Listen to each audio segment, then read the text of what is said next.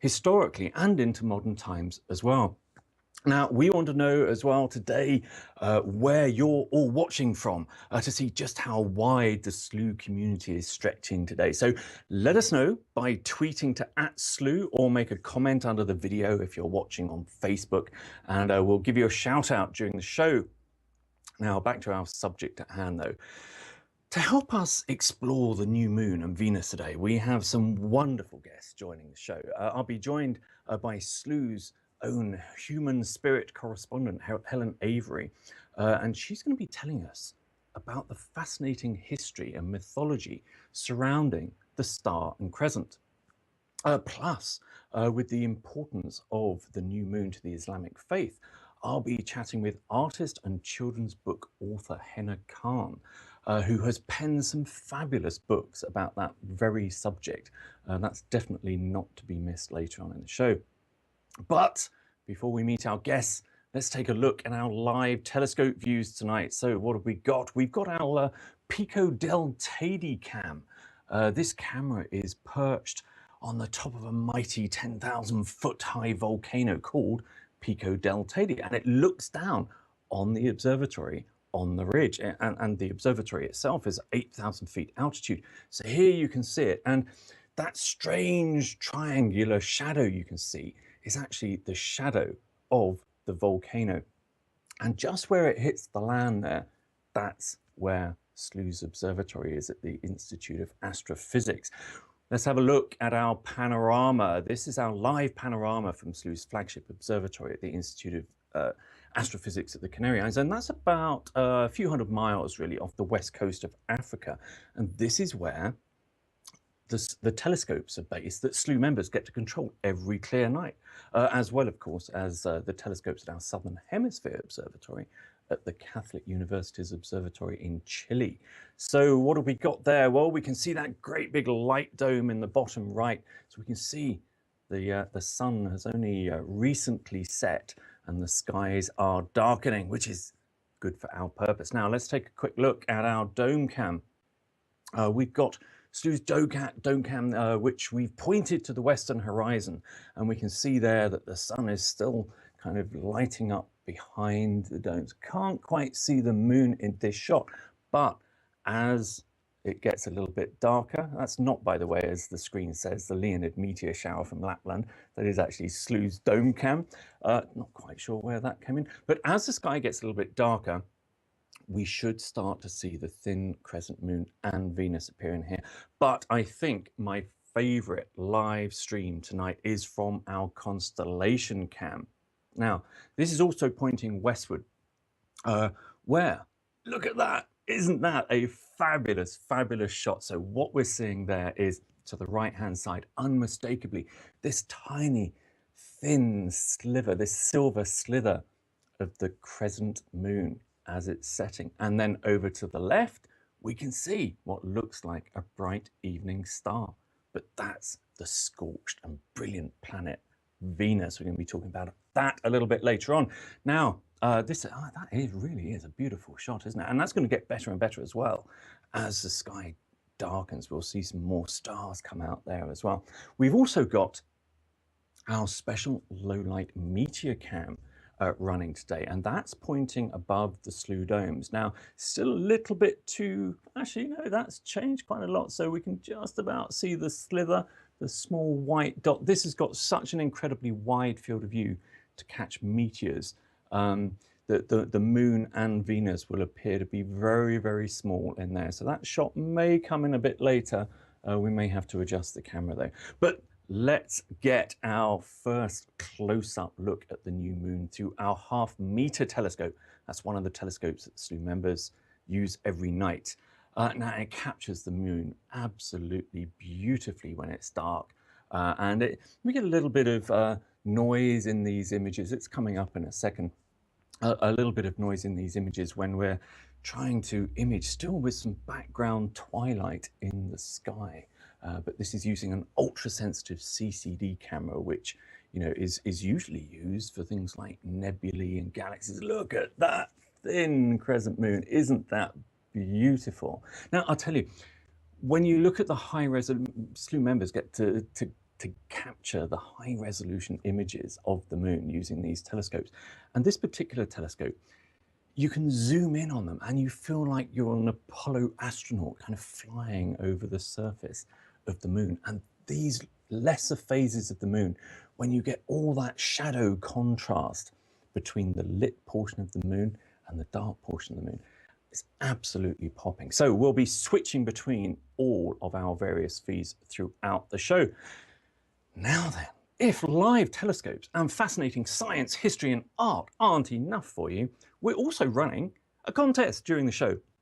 Now this week, we went out to our social media channels and asked our followers to submit photos or artwork of the crescent moon or the Star and Crescent, and we have received some absolutely cracking submissions so far, and we'll be announcing the winner at the end of the show. Now, the winner is going to receive a copy of our brand new book. We're really excited about this.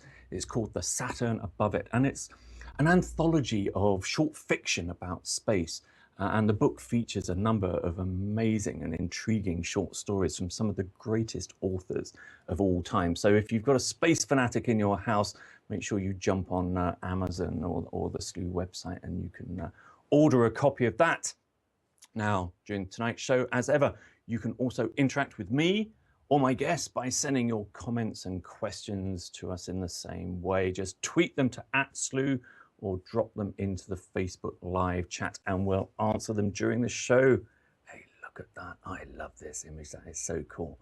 A thin crescent moon, only a few days old, and a brilliant evening star, Venus. How cool is that? Now, we are going to take a very quick commercial break, but coming up, we'll talk a little about the basics of the new moon and tell you all about why the bright planet Venus always appears either at dusk or dawn, and why it's so bright.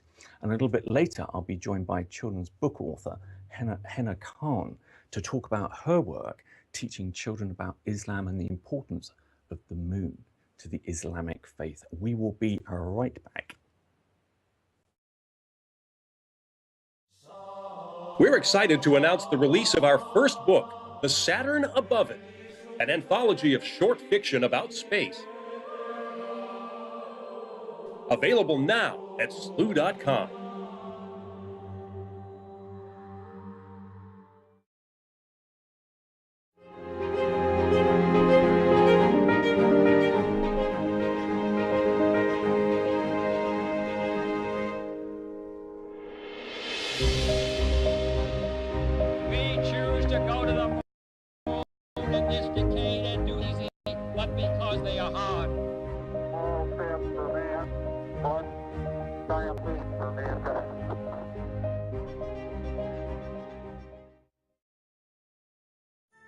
Give the gift of the universe. Give the gift of SLU. Space Explorer.com.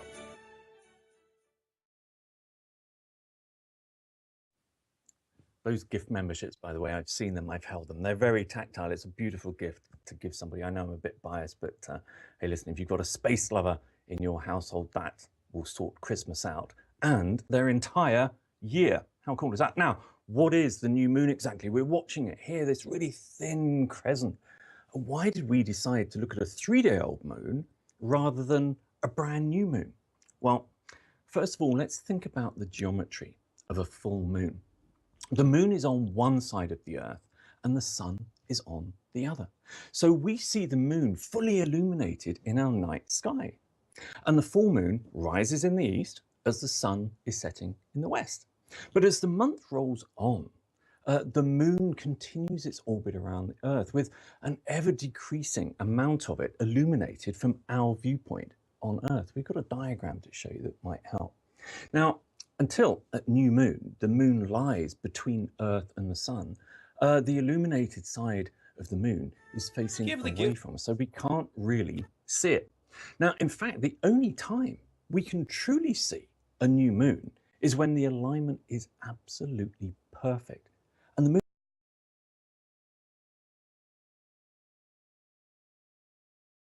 broadcasting live.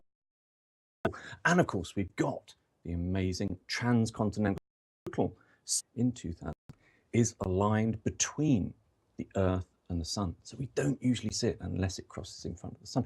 But it's in the evenings following that new moon, when the moon is sufficiently separated in the sky from the sun, that it reappears out of the sun's glare as an incredibly thin waxing crescent, just like this evening. And it's these early moon sightings at dusk following a new moon that are so important to the Islamic faith, as we'll discover a little later in the show. Now, if you do have a clear sky this evening, make sure you pop outside and look westward shortly after sunset, and you should see that tiny silver sliver of that 3-day-old moon hovering about 15 or 20 degrees above the horizon. It is an absolutely cracking sight as this image coming straight from the half-meter telescope in the Canary Islands. That looks pretty good. But hey, listen, what about the star of our show today? Of course, Venus is a planet rather than a star. And just like the other planets in our solar system, it orbits our own star, the sun. Now, it was named for the goddess of love and beauty, but what we know about Venus is far from the picture that kind of conjures up in our mind's eye. It's got an atmospheric pressure of something like 92 times that of Earth, and temperatures that represent the most hellish surface in the entire solar system. This kind of wouldn't be a place to spend your holidays. Instead of a tan, you'd be kind of pressure cooked to a crisp. That's assuming, of course, that the rain from the dense clouds of sulfuric acid that enveloped the planet hadn't actually dissolved your skin and bones beforehand.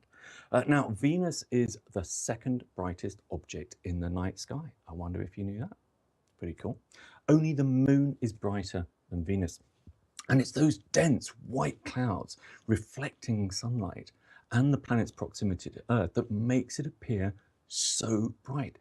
You'll often hear Venus referred to as well as the morning or even star. And in fact, I think it was early civilizations thought Venus was actually two different celestial bodies called Phosphorus and Hesperus by the Greeks, and Lucifer, not Lucifer the devil, but Lucifer the light bringer, and Vesper by the Romans. So why do we only see Venus at dusk and dawn? Well, Venus is the second planet from the sun. So from Earth's perspective, we always see it fairly close to the sun. As it orbits the sun, Venus overtakes Earth on its inside track and changes from being visible after sunset, as it is tonight. Then it disappears for a period, and then it reappears again before sunrise. Now, because the planet is between Earth and the sun, that's what's called an inferior planet. So no offense, Venus, but you are an inferior planet. We also see Venus with phases similar to that of the moon. And it was Galileo's observation of Venus's phases that was important evidence in favor of Copernicus's heliocentric theory of the solar system, that the planets orbit the sun. We can see similar phases with the other inferior planet, of course, Mercury. Now, SLU members have been capturing Venus in the evening twilight using the Chile Observatory high magnification telescope each evening recently. And this one was captured by member Craig Edwards. And it shows that Venus's current phase is around 68%, so just after half or a quarter in moon terms. Now, it is a great project to track Venus's changing phase and apparent size over the course of an apparition. An apparition is the viewing season or the period for a planet. Now, I put this one together in 2012 and then turned it into a time lapse that shows the changing face of Venus over only a course of a month. So it really is an absolutely cracking target in the evening or early hours through a telescope, especially SLU's telescope. Look at that, I love that.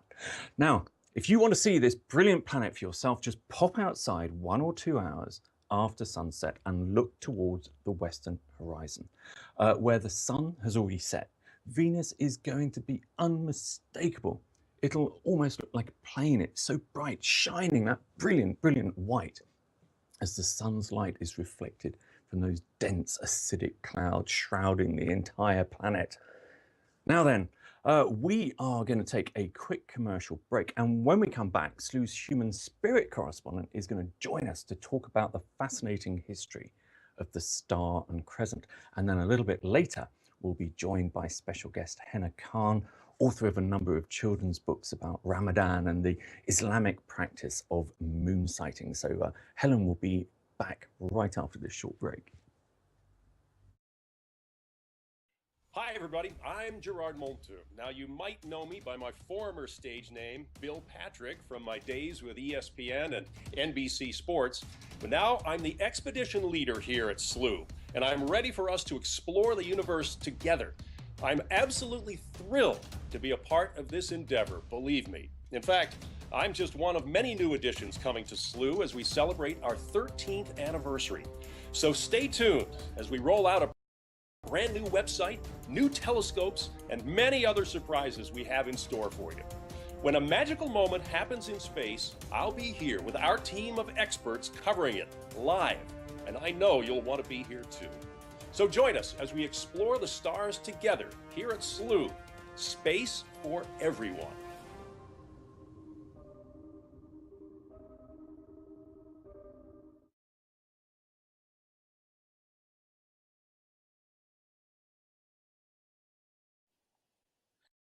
So welcome back. We're here with SLU, taking a live look into our night sky this evening at the crescent moon and Venus, such an iconic symbol that's been with humanity throughout the ages. And here we are gazing upon it as our ancestors would have. So the Star and Crescent, it's such a well-known symbol. And in fact, if I asked you to grab a pen and paper and draw a moon and a star, chances are you would draw a crescent moon and then a five-pointed star. It just seems to be in our collective consciousness. But why? Today, we tend to associate the symbol of the Star and Crescent with Islam. So we see the Star and Crescent on the top of mosques and minarets and on the flags of Muslim nations. But actually, we find its origin long before Islam existed. And indeed, for that reason, some Muslims actually refute that the symbol has anything to do with Islam at all. So in fact, when we start to delve into history, we discover that the Star and Crescent was a reoccurring symbol over thousands of years by all different peoples, with different gods etched into walls and forged into coins, carved flags and coats of armor. So where did it all begin? Of this symbol appearing are in Sumer, which is one of the first civilizations in the world some 4,000 to 6,000 years ago in the region we now call southern Iraq. Then three symbols occurred together. There was the star that represented Venus, the crescent moon, and the sun. So the star Venus represented for the Sumerians the goddess Ishtar. She was the goddess of love and fertility, which was really important to an agrarian society. Later, she became sort of Aphrodite for the Greeks and Venus for the Romans. She was Isis for the Egyptians. And then the crescent moon represented the moon god Sin, his name was. And he was the god of all of creation and all of wisdom. And then the sun was drawn as a disc, and that was the sun god Shamash, who represented sort of justice and divinity. So for the Sumerians, Sin was actually the most important, which is unlike other ancient civilizations where they worshipped mainly the sun god, but the Sumerians, it was mainly Sin.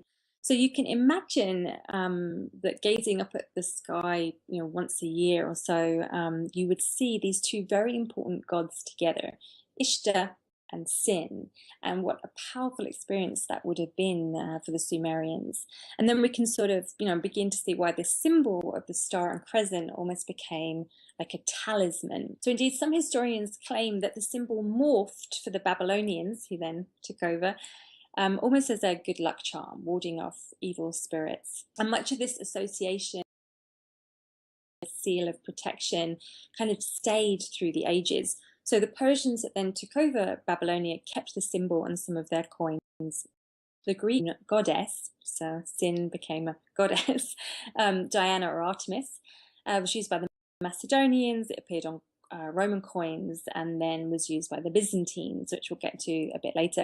It was also sort of very non-denominational. So you saw the symbol on the banner flags of the Christian Crusaders, on the banner flags of Islamic armies, and it kind of made its way through Europe. So we see it pop up on coats of arms in Germany and even as far away as Ireland.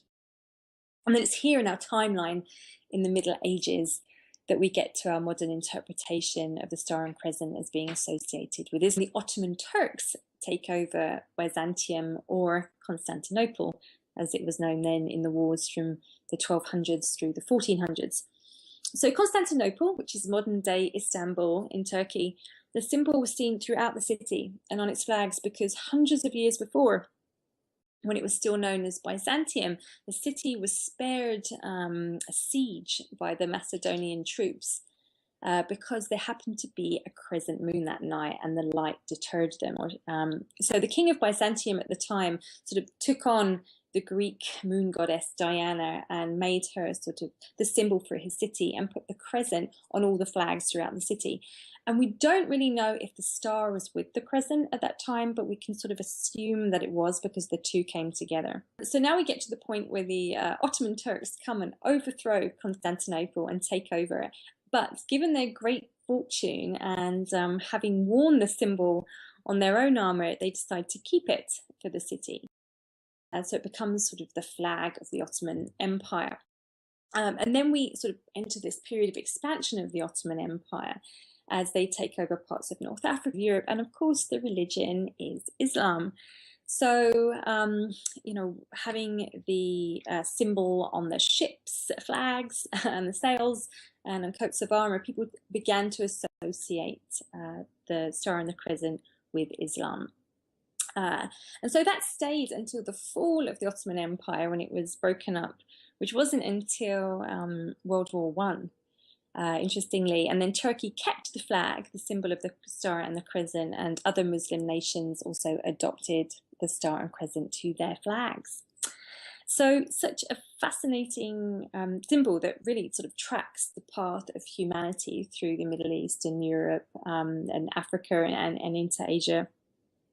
And to think that it's been with us for thousands and thousands of years as civilizations have grown up and gods have been worshipped and then disappeared, and then new gods have emerged, and as empires have sort of risen and then fallen again. It's kind of sort of wondrous to look into this as we look at the Star and the Crescent. We're sort of looking back into history and really connecting to our species and our evolution. So a really beautiful chance we have tonight, getting to experience this seal of protection for in real life, in 3D, and that would have inspired them through the ages.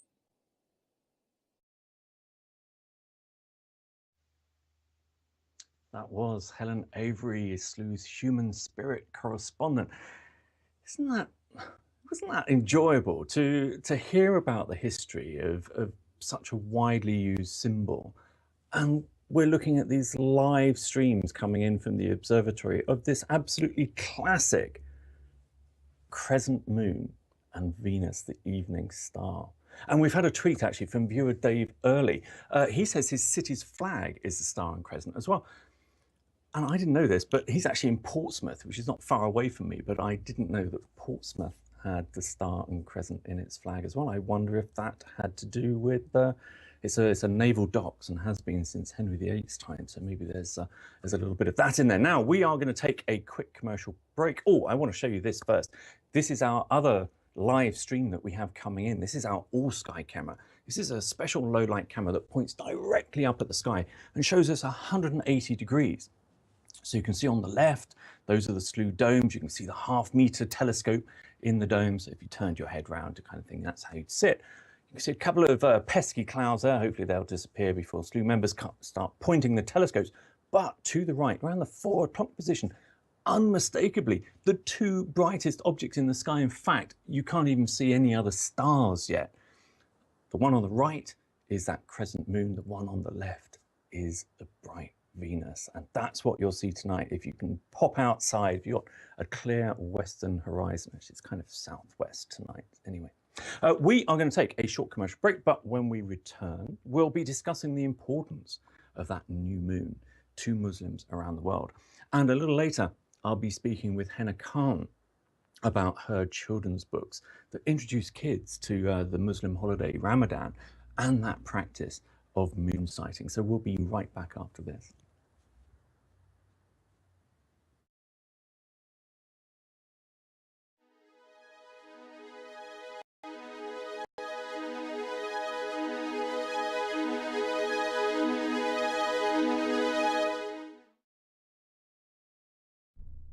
This February, a ring of fire will rise over planet Earth.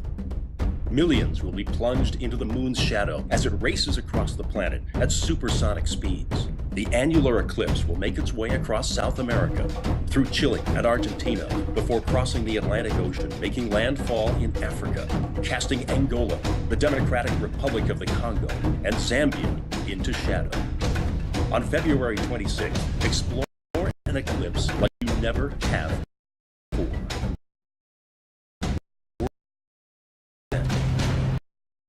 Right here on SLU. Space for everyone.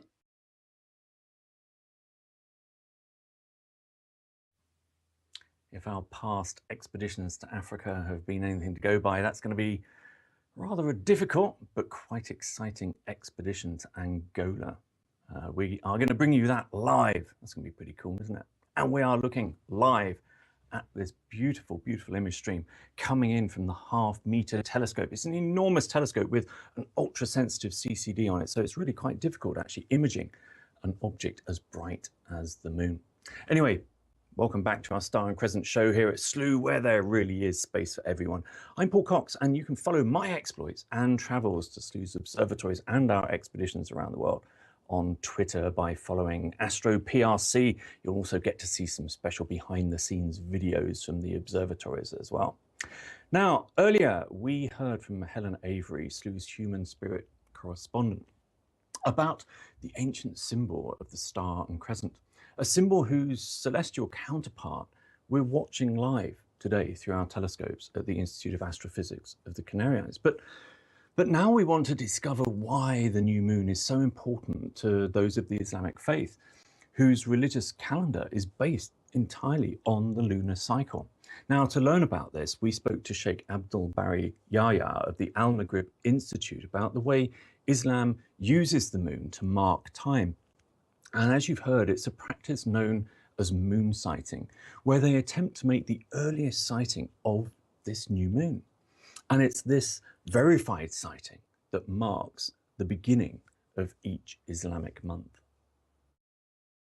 The beginning of each month is determined by the actual sighting of the crescent, the waxing crescent. The first sighting is the first day of the month, and of course we determine when Ramadan begins with the actual sighting of the crescent, and also the beginning of Hajj, also the beginning of Hajj, right, which is one of the pillars of Islam.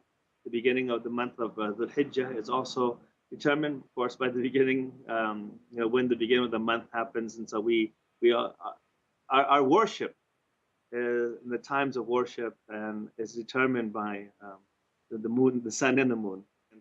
But it's a joyful time, believe it or not. It's part of our faith to actually go out and look for the new moon, especially the moon of Ramadan. The Prophet Muhammad, he used to urge his companions to go out, and they would say, we used to compete with each other in seeing who would be able to see that new moon that brings the happiness of the beginning of Ramadan. And when we see it, there's a supplication. We supplicate to God. We say, oh Allah, oh God, let this moon pass over with us with blessing and faith and safety and strong faith in Islam.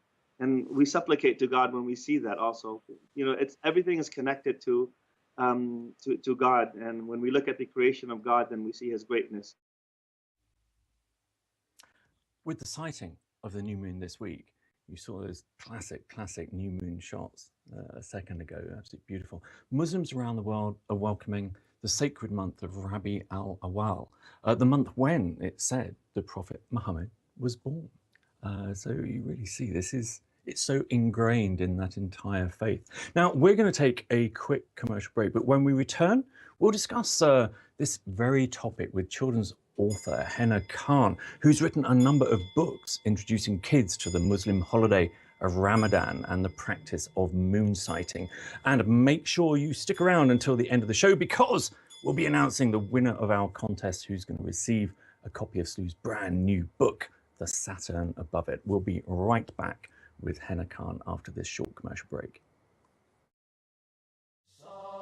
We're excited to announce the release of our first book, The Saturn Above It, an anthology of short fiction about space. Available now at slew.com.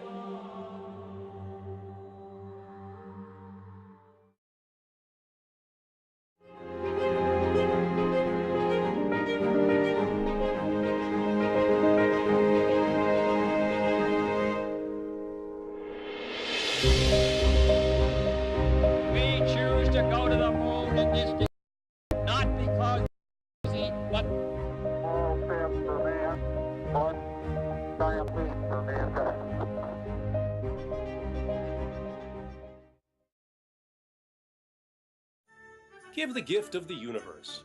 Give the gift of Slew. A celebration of every magical moment in the night sky. For just $60, you can give the budding space explorer in your life the gift of a full year of Slew membership. The perfect holiday gift at slew.com.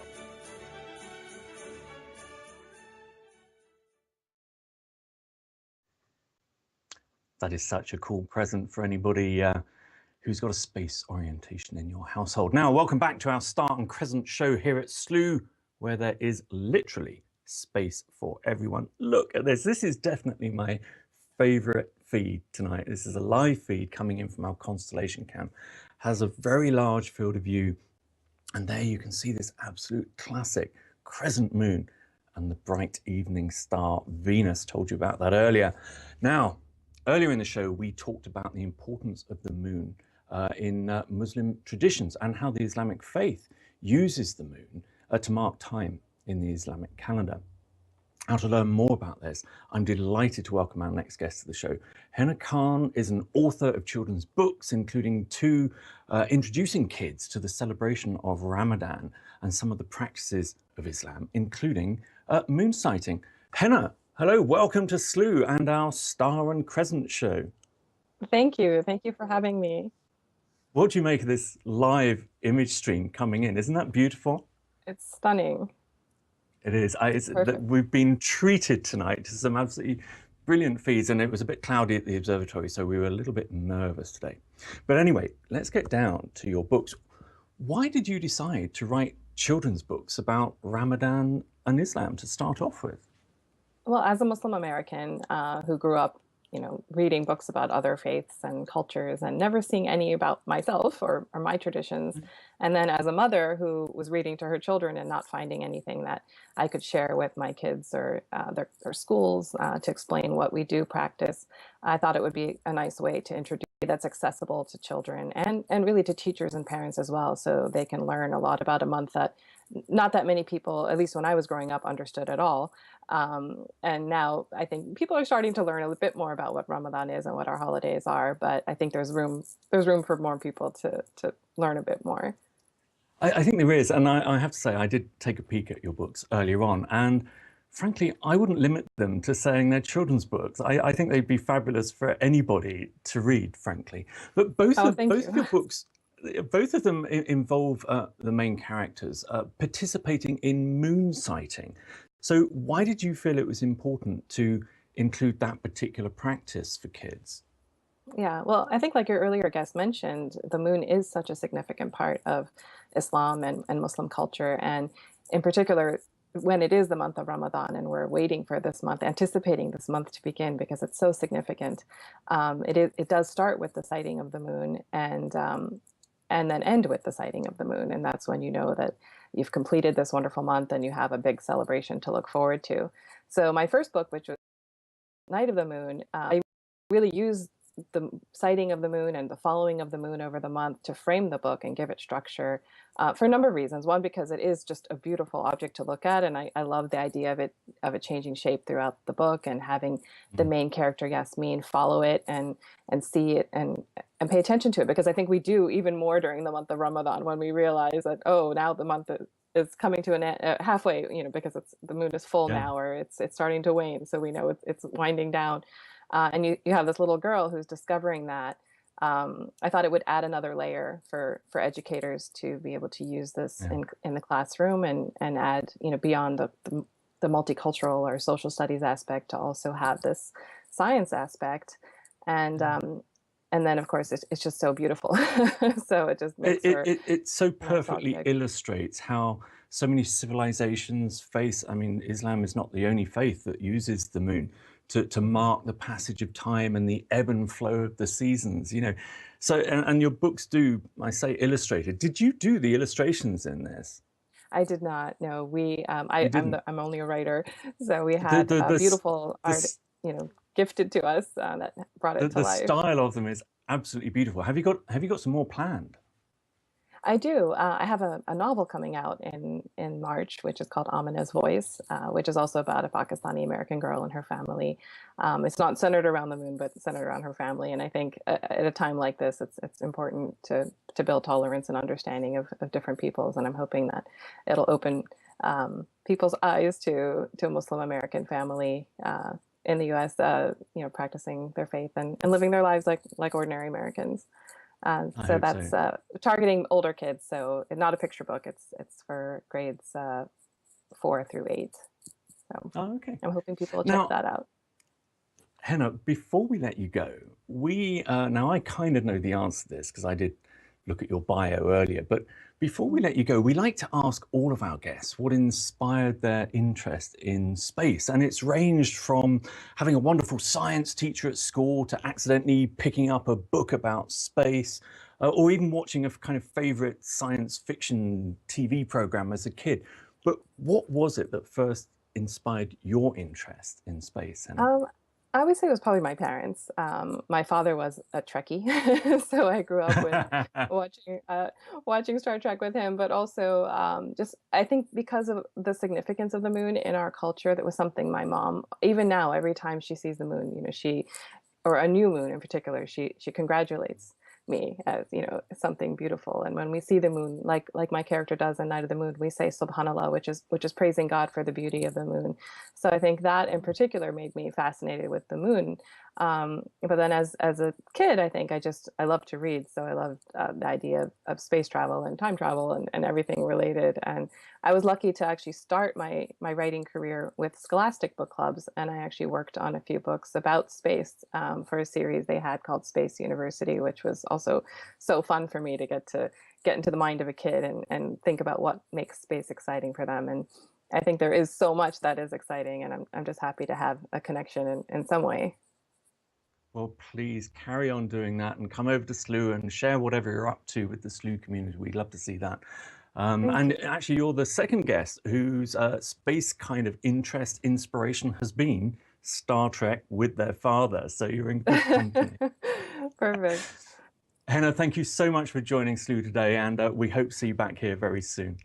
Thank you. It was a pleasure. Bye-bye. That was Henna Khan, writer and children's book author. Really, frankly, I would not put any age limit on them. They are absolutely charming, charming stories. So do maybe pick up a copy of those. Yeah, absolutely fabulous stories.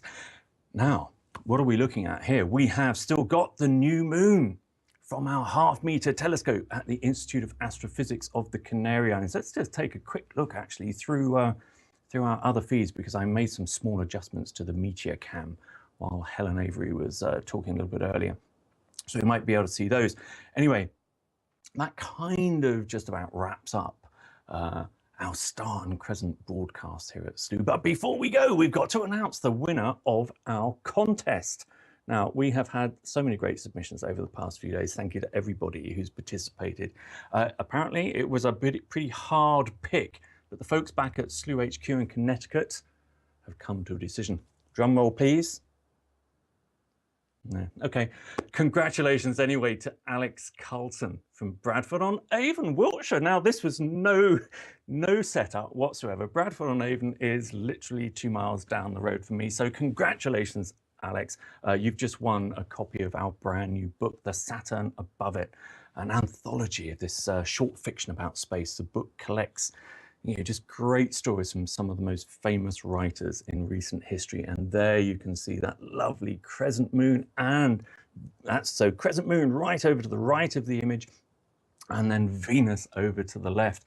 And as you can see there, Bradford-on-Avon, charming little town in Wiltshire, has some light pollution. So I suspect that the moon and Venus are probably the only bright things that Alex gets to see in the night sky. Our studio crew are going to be in touch with you, Alex, and they'll pop that in the post to you. Well done. Oh, now look at this. I'm so glad we got this up. This is our meteor cam.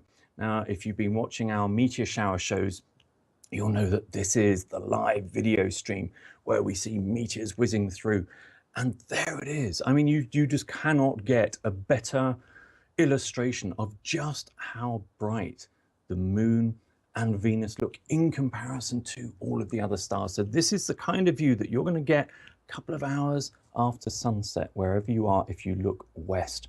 And there is that crescent moon above the dome that actually houses the half-meter telescope, and then off to the left.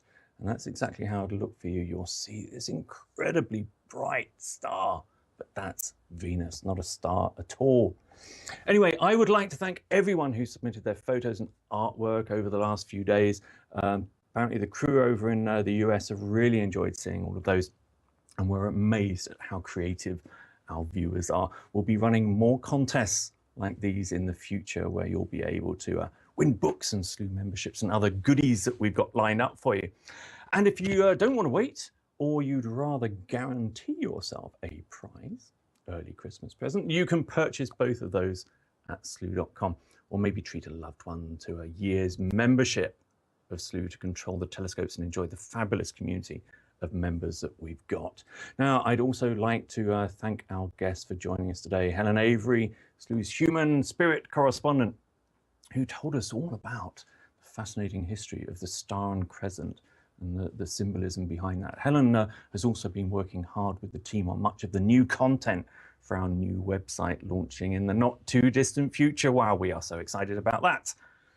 Anyway, we also heard from children's book author Henna Khan, who told us all about her books, which are introducing kids to the Islamic practice of moon sighting. Absolutely charming books. We hope to see you back here for another live exploration of space. You won't have to wait long. We are going to be back on the 13th of December for the Geminid meteor shower, starting at 8 p.m. Eastern. Now, that is one of the best, if not the best, meteor showers of the year. So that is definitely not one to miss. The moon's going to be interfering a little bit with it, but with our special camera, we are still going to catch plenty of stunning Geminid meteors as they whiz through the sky. And we've also got some amazing shows on the horizon over the next couple of months as well. December 22nd, really looking forward to that one. We're going to be celebrating December solstice. We've got a new host joining us for that one, so that's going to be fun. Then in February, we've got our first solar eclipse of 2017. That ring of fire annular eclipse. It's going to be racing across South America, across the Atlantic Ocean at supersonic speeds before plunging parts of Africa into the moon's shadow. We'll be there to cover all of that live. And then, of course, looking further into 2017, we're already gearing up for the transcontinental eclipse in August. That eclipse will be visible across the entire continental US, and we'll have live coverage coast to coast along the entire path of totality. And of course, if you can't wait till then, make sure you join the SLU community, because we do this every single night as we share the night sky using SLU's mighty telescopes. As we look at this last image stream coming in from the constellation cam of that delightful crescent moon and that bright, bright Venus, I'm going to say good night to you. I'm Paul Cox, and this has been another astronomical production from SLU.com. We'll see you very soon, I hope. Goodbye.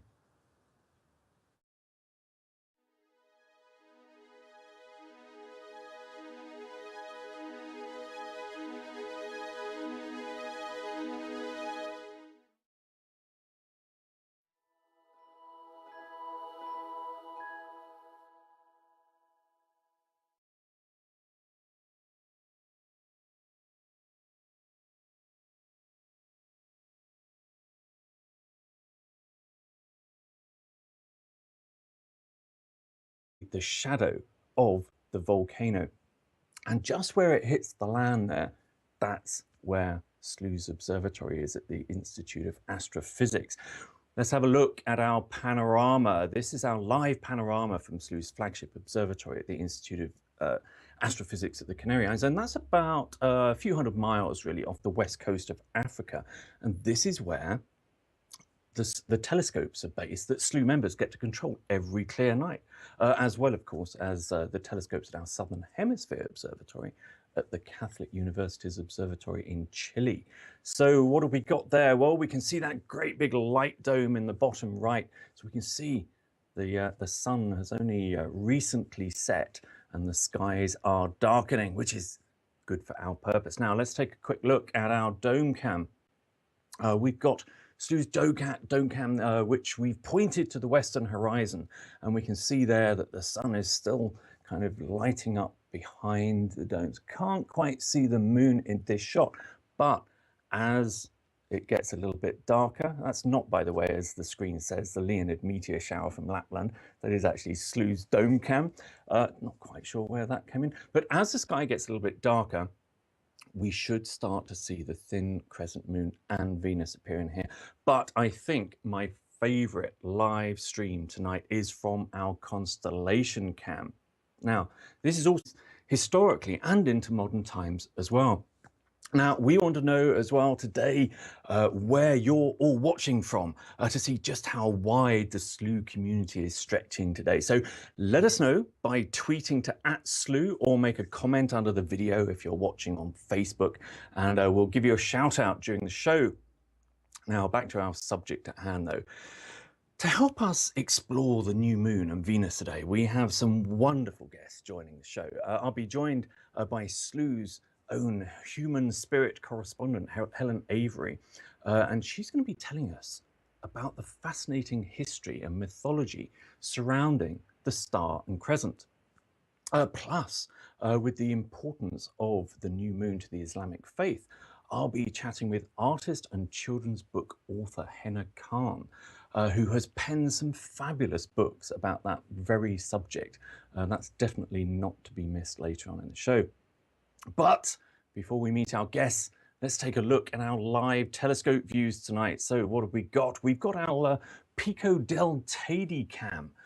This camera is perched on the top of a mighty 10,000 foot high volcano called Pico del Teide, and it looks down on the observatory on the ridge, and the observatory itself is 8,000 feet altitude. So here you can see it, and that strange triangular shadow you can see is actually images when we're trying to image still with some background twilight in the sky.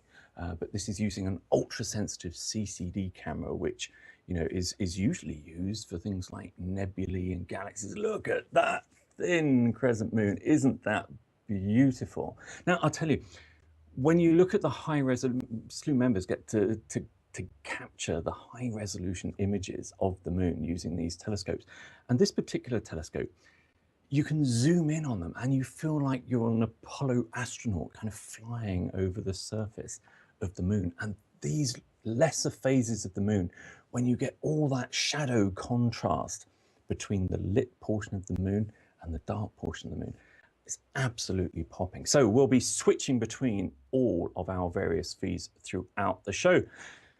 Now then, if live telescopes and fascinating science, history and art aren't enough for you, we're also running a contest during the show.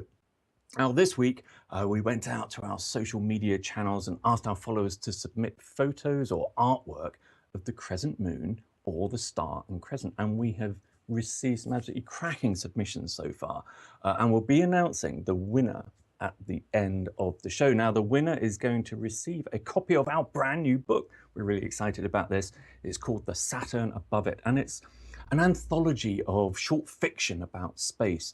And the book features a number of amazing and intriguing short stories from some of the greatest authors of all time. So if you've got a space fanatic in your house, make sure you jump on Amazon or the SLU website and you can order a copy of that. Now, during tonight's show, as ever, you can also interact with me or my guests by sending your comments and questions to us in the same way. Just tweet them to @SLU or drop them into the Facebook live chat and we'll answer them during the show. Hey, look at that. I love this image. That is so cool. A thin crescent moon, only a few days old, and the brilliant evening star, Venus. How cool is that? Now, we are going to take a very quick commercial break, but coming up, we'll talk a little about the basics of the new moon and tell you all about why the bright planet Venus always appears either at dusk or dawn, and why it's so bright. And a little bit later, I'll be joined by children's book author Henna Khan to talk about her work teaching children about Islam and the importance of the moon to the Islamic faith. We will be right back. We're excited to announce the release of our first book, The Saturn Above It, an anthology of short fiction about space. Available now at SLU.com.